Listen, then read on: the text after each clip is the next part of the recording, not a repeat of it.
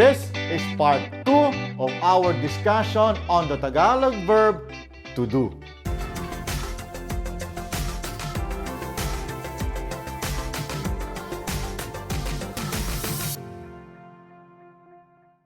Kumusta po kayo? Welcome back as we continue our journey in learning a beautiful language, Tagalog, the language of the Philippines. In my last video, I have talked about the many versions of the Tagalog verb equivalent to the English verb to do. We have learned of the infinitive and imperative forms and used those verbs to command or to request someone to do something. We now move on to discussing the different aspects of our target verbs. Remember that in Tagalog, verbs are conjugated according to aspects and not tenses. Let's begin with the progressive aspect or Nagaganap. This is when the action is presently happening. Please note the placements of the affixes represented by the yellow letters. The white letters are the duplicates of the first letters of the root word Gawâ, G and A. Please take note of their placements too. Here goes. Gumagawa ako ng libro. I am making a book or I am writing a book. This is an actor-focused verb which focuses on the doer of the action. The doer is ako, I. The indirect marker ng in ng libro is used because the object libro is not the focus of the sentence.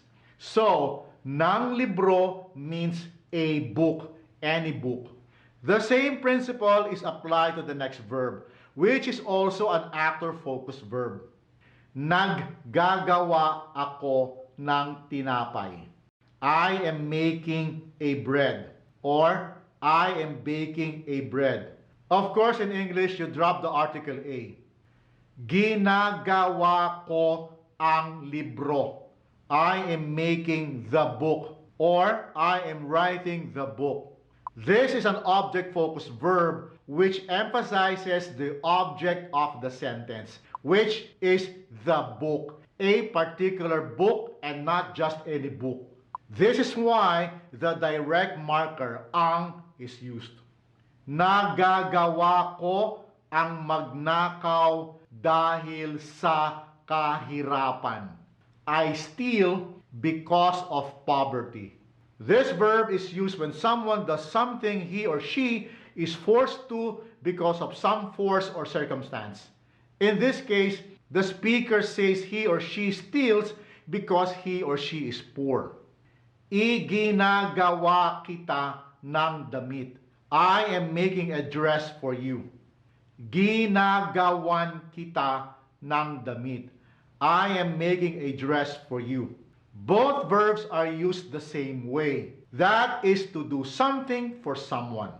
The next three sample sentences are used the same way. They are interchangeable. Ginagawan ko ng paraan. I am making a way or I am finding a solution. Gumagawa ako ng paraan. I am making a way or I am finding a solution. Naggagawa ako ng paraan. I am making a way or I am finding a solution. Ayos ba? Now, let's try the completed aspect or naganap.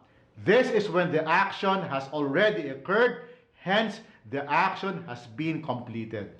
Please take note of the placements of the affixes in yellow letters. The same nuances I discussed earlier are applied to the following sample sentences. Gumawa ako ng sulat. I made a letter or I wrote a letter. Naggawa ako ng talumpati.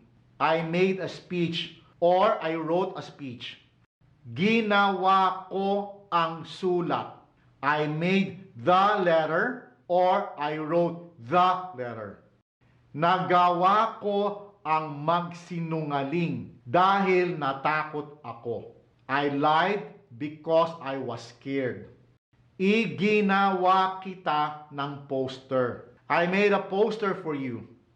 Ginawan kita ng poster. I made a poster for you. Remember the pronoun kita? I did videos on that and the links are in the description box down below if you wish to check it out. Ginawan ko ng paraan. I made a way, I found a solution. Gumawa ako ng paraan. I made a way, I found a solution. Naggawa ako ng paraan. I made a way or I found a solution. Ayos ba? So far so good? This time, let's move on to contemplative aspect or magaganap. This is when the action has not yet occurred or is not presently occurring and is about to occur. Again, please take note of the placements of the affixes in yellow letters and the reduplicated letters in white. Gagawa ako ng bahay. I will make a house or I will build a house. Maggagawa ako ng salaysay. I will make a statement. Gagawin ko ang tama. I will do what is right. Magagawa ko ang ipagtanggol ang sarili ko kung kailangan. I will defend myself if needed. Igagawa kita ng upuan. I will make you a chair or I will build you a chair. Gagawan kita ng upuan. I will make you a chair or I will build you a chair. Same thing. Gagawan ko ng paraan. I will make a way or I will find a solution. Gagawa ako ng paraan. I will make a way or I will find a solution. Maggagawa ako ng paraan. I will make a way or I will find a solution. The last aspect I will discuss is recently complete or katatapos. This is when the action has just occurred some moment ago. Hence, the action has recently been completed. The great thing about this aspect is that the verb has only one conjugated form. It is formed with the prefix ka followed by the reduplicated letters G and A, and then the root word gawa. You now have the verb kagagawa, just did. Verbs in the recently complete aspects are normally paired with the adverb lang or just. Here are our examples. Kagagawa ko lang ng libro. I just made a book or I just wrote a book. Kagagawa ko lang ng sulat. I just made a letter or I just wrote a letter. Kagagawa ko lang ng bahay. I just made a house or I just built a house. Kagagawa ko lang ng cabinet. I just made a cabinet or I just built a cabinet. Kagagawa ko lang magsinungaling. I just lied. Kagagawa ko lang ng paraan. I just made a way or I just found a solution.